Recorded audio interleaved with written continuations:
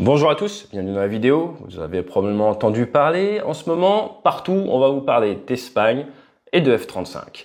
La problématique, c'est que la couverture médiatique à l'heure actuelle laisse un tout petit peu à désirer pour ce qui est notamment des vraies conséquences pour l'armée espagnole. Et là, attention, j'ai un biais, je suis un ancien de l'aéronaval, et l'impact direct de cette annonce sorti par El País risque d'être pour l'aéronaval espagnol.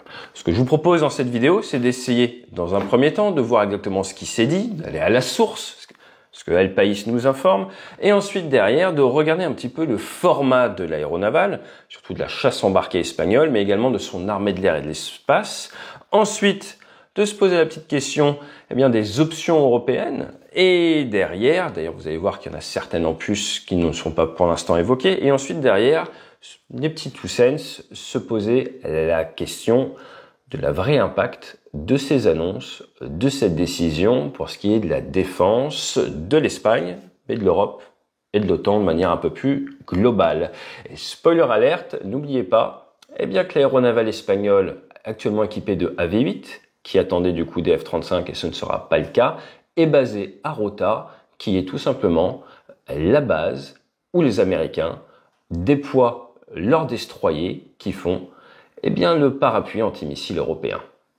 Le jingle, juste après la présentation de notre partenaire Ground News, qui vous veut du bien, notamment pour ce qui est de combattre vos biais. Et aujourd'hui, on va regarder ce que Ground News nous apprend sur le traitement médiatique de l'Espagne, qui exclut l'achat du F-35, choisissant entre l'Eurofighter ou le FCAS. Ce qui est génial, c'est qu'ils vont regarder tous les articles, ils vont vous les ranger entre gauche, centre, droite, vous faire une répartition. On voit que 43% des sources penchent à droite, c'est 36%. Sujet d'actu, on retrouve souvent cette tendance. Et ça va nous permettre de voir s'il y a des biais, car la problématique de s'informer toujours par les mêmes sources, toujours de la même manière, c'est de se retrouver dans ce biais de confirmation et après d'avoir une sorte de bulle cognitive, de voir le monde via un prisme qui est biaisé. Et c'est pour ça que sur cette chaîne, on vous encourage à diversifier vos sources, à ne pas émettre de jugement après avoir vu seulement une de mes vidéos ou même 2 ou 3 qui pourraient avoir les mêmes sources et d'essayer de prendre un maximum de recul et c'est exactement ce que vous permet de faire Ground News. Ils ont une fonctionnalité qui est absolument incroyable, je vais vous la présenter de suite, c'est angle mort. Angle mort, c'est quoi? C'est l'information qui n'est pas couverte, soit par la gauche, soit par la droite. Et ça vous permet de voir en fait à côté de quoi vous passez, car oui, fonction des médias, ils choisissent leur sujet. Ce qui est par exemple marrant, regardez aujourd'hui, le fait que le président Trump fait don de son salaire pour financer les rénovations de la Maison Blanche, 0% des médias de gauche en parlent, 29% le centre, 71% des médias de droite. Donc si vous aviez un doute sur l'intérêt de l'angle mort, je pense que vous en avez plus. Ce qu'il faut savoir, c'est que Ground News est disponible par application, mais également sur votre ordinateur, qu'en plus vous pouvez tout faire traduire maintenant en temps réel. Et le centre du prix Nobel de la paix estime que Ground News est un excellent moyen pour rester informé. Et vous savez à quel point c'est important pour nos démocraties d'avoir des citoyens bien informés. Ce qu'on vous propose avec le lien juste en dessous ou avec groundnews/AT, c'est 40% de réduction sur le programme Avantage qui vous donne un accès illimité à absolument tout. Nous, c'est ce qu'on utilise, c'est génial. Ça va vous permettre de faire exploser votre bulle cognitive, de découvrir des choses traitées sous un axe différent, mais plus important. Vous savez pourquoi on brief dans l'aérien? Pour s'échauffer le cerveau, se préparer. Consommez votre contenu de presse en ayant eu cette petit échauffement permanent, car c'est affiché, c'est visuel à l'écran, qu'il y a des biais d'un côté comme de l'autre. Et ça évite la focalisation sur l'objectif ou la tunnelisation mentale, comme vous le savez si vous suivez cette chaîne. Jingle.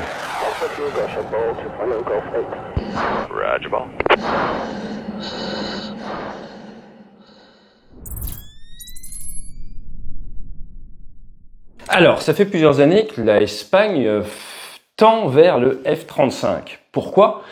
Entre autres parce que leur groupe aéronaval, leur chasse embarquée, opère depuis du porte-aéronef. Et à l'heure actuelle, pour remplacer le AV8, il n'y a pas grand-chose et donc tout le monde se doutait et des annonces avaient déjà été faites dans la direction d'un équipement F-35B pour l'aéronaval. Pour ce qui est de l'armée de l'air, la pression est moindre et on va en reparler. Et les annonces également étaient un petit peu moins appuyées, si je puis dire. Par contre, il faut bien comprendre, c'est le format des armées. Pendant des années, à l'époque où j'étais sur Super Étendard, les Espagnols étaient équipés avec le Principe des Asturias. Il a été retiré en 2013 et ce bâtiment de 17 000 tonnes, le Charles de Gaulle c'est 40 000, a été remplacé par le Juan Carlos Ier qui fait 230 mètres de long, le Charles de Gaulle c'est 261 et 26 000 tonnes. Il y a environ 300 membres d'équipage en source ouverte pour armer ce bateau. Ça n'a rien à voir avec le Charles où vous êtes près de 2000 marins à bord. Et il faut savoir qu'il a été vendu à l'export. Vendu à l'export à l'Australie, ils l'ont appelé le Canberra et l'Adélaïde. Mais surtout, on va y revenir parce que c'est important, vendu à l'export aux Turcs avec le TCG Anadolu, dont on a déjà parlé sur cette chaîne, qui, à cause des brouilles avec les Américains, eh bien, devait à la base avoir du F-35 et pour l'instant partent sur du drone. Ce qu'il faut savoir pour la petite anecdote, c'est Juan Carlos Ier est leur ancien roi, qui est toujours vivant, qu'il est né en 1938 et qu'à l'heure actuelle, il serait exilé aux Émirats. Les EAV-8, E pour Espagne, AV-8 c'est le Harrier, et ils sont mis en œuvre par la 9e Escadrilla des Aeronaves. Et pour la petite histoire, quand ils sont déployés en 2024, ils avaient 7 avions opérationnels à bord. Et en gros, dans leur flotte, il en reste 13. Donc 7, c'est assez cohérent. Quand vous êtes en mer, vous avez souvent une excellente disponibilité, mais ça va permettre de relativiser un petit peu l'impact possible pour ce groupe aéronaval. Vous doutez bien qu'avec 7 avions, c'est pas Byzance quand même. Par contre, pour ce qui est des accords avec les Américains, niveau hélicoptère, l'aéronaval est équipé avec des SH-60 et là, ils ont en commande la nouvelle version, le SH-60R. Donc ça continue et ça va s'équiper avec du matériel américain pour leur aéronaval. D'ailleurs, devinez où sont formés la plupart de leurs pilotes de l'aéronaval? Aux US, comme les Français. Et oui, on est la plupart des pilotes de l'aéronaval en Europe formés par le pipeline de formation américain. Alors, pour ce qui est de l'armée de l'air et de l'espace, ils ont changé de nom récemment. Avant, ils avaient du Mirage 3 et du Mirage F1. Ça a été remplacé par du Typhoon et du F-18. À l'heure actuelle, il reste environ 62 F-18 sur les 84 et c'est censé rester jusqu'en 2035. Pour ce qui est du Typhoon, 70 ont été commandés reçus, 45 ont été commandés grâce à des nouveaux achats ces derniers temps. Donc on va monter vers une flotte de un peu plus de 115 Typhoon. À l'heure actuelle, on passe péniblement la barre des 100 Rafales dans l'armée de l'air française. Et donc vous voyez que la pression temporelle n'a rien à voir parce que les Harrier, en 2030, ils estiment qu'ils n'auront plus de pièces détachées. Maintenant, ce qu'il faut savoir, c'est que niveau entraînement, ils ont des F5, ils en ont 19 et devinez par quoi ils les remplacent? Du TAI Hurjet turc. Et oui, ils ont également du PC-21, 14 A400M et 3 de plus en commande. Et point intéressant, seulement 3 tankers. Donc en termes de capacité de projection, quand vous avez 100, 120 chasseurs et que vous avez 3 tankers, en français dans le texte, vous n'allez pas vous projeter bien loin. Surtout si, comme sur la base de la Royal Air Force Breeze Norton, n'importe quel activiste peut venir et vous détruire vos avions. Je vous rappelle que 2 A330 de l'ARF ont été mis hors d'état de nuire, si l'on peut dire, par des activistes en trottinette électrique. Donc ce que l'on apprend, c'est que l'Espagne réfléchit au SCAF ou au F-35. Et ça, c'est les grands titres et c'est ce que la plupart des médias ont repris. La problématique, personne n'a l'air de comprendre le véritable impact de cette annonce qui pourtant est extrêmement claire quand on regarde à la source ce papier d'El País qui vous dit clairement qu'on va avoir un problème avec la chasse embarquée espagnole d'ici quelques années. Alors, pourquoi ? Ça parle de fabrication européenne. À l'heure actuelle, vous avez le Typhoon, fabrication européenne, aucun souci. Le Rafale, c'est français, ça marche très bien, même si ils ont beau accélérer, c'est extrêmement compliqué de augmenter la cadence. Donc là, on a le tout premier Rafale destiné en Indonésie qui est visible à Bordeaux en ce moment. Mais la remontée en puissance et l'accélération des cadences, surtout après avoir passé le premier tiers de la guerre en Ukraine à expliquer dans les médias, on avait des experts qui nous expliquaient que le premier fournisseur d'armement à l'Ukraine, eh bien, c'était la Russie en abandonnant leur matériel. Ça a créé une inertie qui fait qu'à l'heure actuelle, on est mi-2025, tout le monde s'étonne en disant, en fait, il y a un marché, mais on n'a pas la capacité à produire. Pourquoi? À cause de cette fameuse inertie dont on parle. dont d'ailleurs on a été les premiers à parler, c'était sur le plateau de BFM TV, cette fameuse économie de guerre, qui a fait toute la différence lors de la Seconde Guerre mondiale. Juste pour rappel, à la fin de la Seconde Guerre mondiale, les Américains fabriquaient près de 100 000 avions par an, pour vous donner une petite idée. Eh bien là, on voit qu'il y a d'énormes inerties, et alors qu'on voit le net s'enflammer en disant on pourrait leur vendre des Rafales, la réalité est beaucoup plus complexe au sens où il faut pouvoir livrer en temps et en heure. Alors, je rappelle juste que les précédentes LPM ont vu le nombre d'avions se décaler, que la deuxième partie de la tranche 4 a été même très décalée, et qu'heureusement on a eu l'export pour éviter la rupture de chaîne. En 2020, la cadence du Rafale était à moins de 1 par mois, et maintenant on doit monter en puissance. Donc aujourd'hui, malgré cette montée en puissance, on peut évidemment, et on serait très heureux d'augmenter le nombre d'avions à fournir aux armées françaises, mais il y a un certain délai pour le faire. Un avion, ça se fabrique en 3 ans et demi. Et encore, ça fait longtemps qu'on fait des stocks de matière pour éviter les problèmes de pénurie. Et c'est là où c'est intéressant de regarder un petit peu ce qui se fait. On a vu qu'il y a le Typhoon, le Gripen, on n'en parle pas assez, mais qui est un excellent avion, qui d'ailleurs a volé avec de l'intelligence artificielle il n'y a pas longtemps, dont on risque d'entendre de plus en plus parler, le Gripen, car d'un point de vue ratio, prix, effet militaire, vous êtes sur quelque chose de pas loin d'excellent, il faut l'avouer.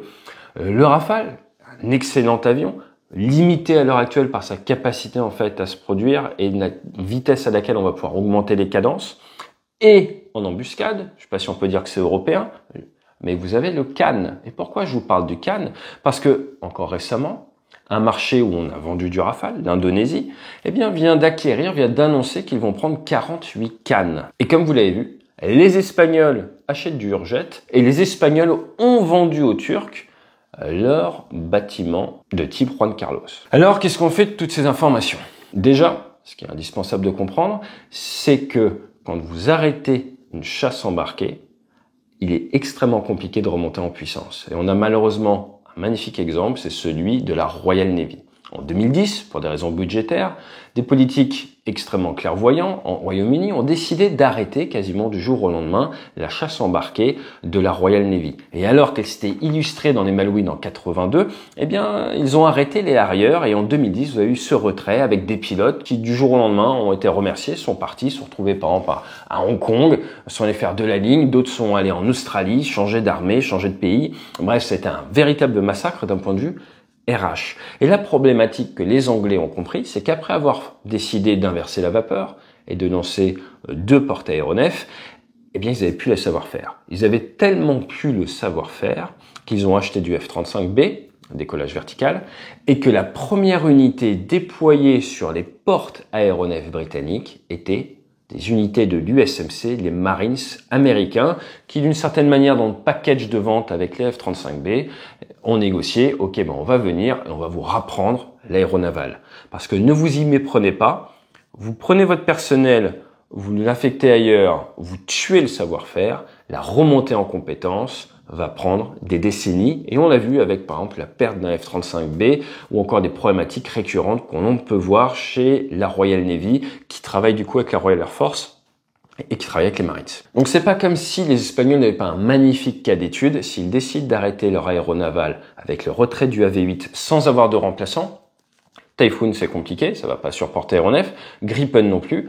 Le Cannes, pas à ma connaissance. Et le Rafale pourrait, mais même là, s'ils décidaient d'acheter, croire qu'on peut les sortir en 2030 pour faire la suite, j'ai du mal à y croire. Donc sur cette chaîne, on n'a pas de certitude, on aime bien faire attention, méfiez-vous des gens qui ont des certitudes, mais j'ai du mal à y croire, surtout avec le contrat de Rafale M, les exports. Donc c'est pas impossible, mais c'est extrêmement peu probable, ou post-low, comme on aime le dire sur cette chaîne. On a d'autres exemples avec de la perte de compétences, avec par exemple les Thaïlandais, quand ils ont arrêté leur aéronaval, l'Inde, qui est passé du AV8 après au MiG-29K, et maintenant ils vont passer au Rafale Marine, là il va falloir de l'accompagnement pour qu'ils puissent regagner en niveau tactique. L'Italie, ça passe sur F-35, comme ça ils auront même le soutien, le support des Américains, comme ont eu les Britanniques s'il y a besoin, et je vous rappelle que les Italiens sont formés par les Américains. Et puisqu'on parle de l'Italie, il y a des rumeurs comme quoi le Garibaldi, leur ancien porte-aéronef, et 10 AV8 seraient vendus en Indonésie. Et pourquoi je vous en parle? Parce qu'on risque de reparler de l'Indonésie dans les prochains jours. Mais ça veut aussi dire qu'à l'heure actuelle, la problématique pour tenir au-delà de 2030 des Espagnols, c'est les pièces détachées.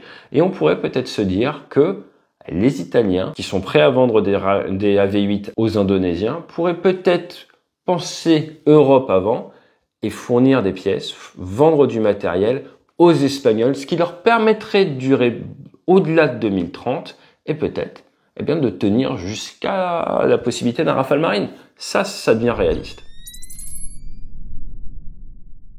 En définitive, s'il y a une chose à retenir de cette vidéo, c'est qu'il se passe des choses en Espagne. Que la brouille au niveau des 5% de PIB n'y est pas pour rien, mais cette chaîne n'est pas là pour vous parler de politique, on est là pour vous parler de technique. Et quand je vois ce genre d'annonce, en tant qu'ancien de l'aéronaval, tout de suite je me dis, qu'en est-il du maintien du savoir-faire et du maintien des compétences si en 2030, l'aéronaval espagnol arrête de fonctionner et se retrouve avec un stop qui va peut-être durer plusieurs années, peut-être même une décennie ou autre? Comment vont-ils faire pour réacquérir le savoir-faire derrière? L'exemple britannique nous montre qu'une aide d'un autre pays est nécessaire.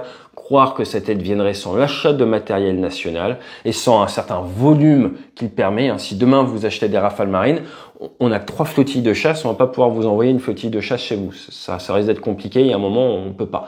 Donc là, on voit en fait qu'on est en train de toucher le bas en termes de compétences, que ce soit industrielles ou RH. Ça fait des années qu'on en parle, même avant l'Ukraine sur cette chaîne, que cette accélération, j'ai envie de vous dire, est encore plus lente que ce qu'on pensait, pour plein de raisons, et qu'il y a une énorme différence entre le temps de la presse et le temps des annonces, le temps des industries et le temps de l'ARH et du savoir-faire tactique. Je terminerai sur cette notion de temps.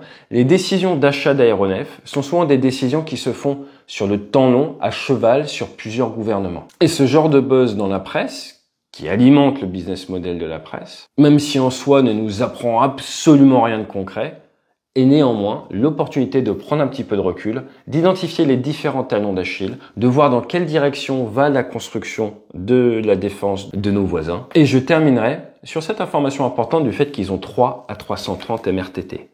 Si vous suivez la chaîne, vous savez qu'on ne fait pas la guerre avec 3 tankers, car c'est bien d'avoir une centaine d'avions de combat, il faut les ravitailler. Et la raison pour laquelle ils ont si peu de ravitailleurs, c'est à cause de la présence des Américains en Espagne. Car on a trop tendance à l'oublier avec notre biais de français où, grâce au général de Gaulle, les Américains ont retiré leur présence militaire chez nous, chez nos voisins, les Allemands, les Espagnols, il y a énormément de militaires. Quand je dis énormément, en 1953, à Rota, il y a eu des accords entre les Américains et les Espagnols et ils se sont installés une base qui à un moment abritait 16 000 marins américains dans les années 80. À l'heure actuelle, sur les 24 km² de la base, 21 sont entretenus par les Américains. Et vous avez plus de 4000 militaires américains à Rota et les destroyers Burke, Ross, Porter, Roosevelt, qui sont là avec le fameux bouclier antimissile dont on entend beaucoup parler en ce moment. Vous avez également d'autres bases en Espagne utilisées par les Américains. Au-delà du côté militaire, ce sont principalement des bases de soutien avec des tankers, des points d'appui également. Vous avez l'impact sur l'économie locale qui joue directement sur la politique du pays. Et vous voyez à quel point tout est embriqué. Et c'est probablement une des raisons pour laquelle le sujet de la vente d'avions de combat fascine autant, c'est que c'est à la fois ultra technique, à la fois de la souveraineté, mais surtout et avant tout de la relation internationale et de la géopolitique. Je vous dis à très bientôt sur Bassin d'Arcachon pour voler ensemble. On va surveiller ce qui se passe du côté de l'Indonésie parce qu'il y a des rumeurs après le Rafale, après le Cannes, d'achat d'un nouveau type d'aéronef. Et si c'est le cas, ça risque de faire beaucoup parler. Je vous dis à très vite sur la chaîne et fly safe.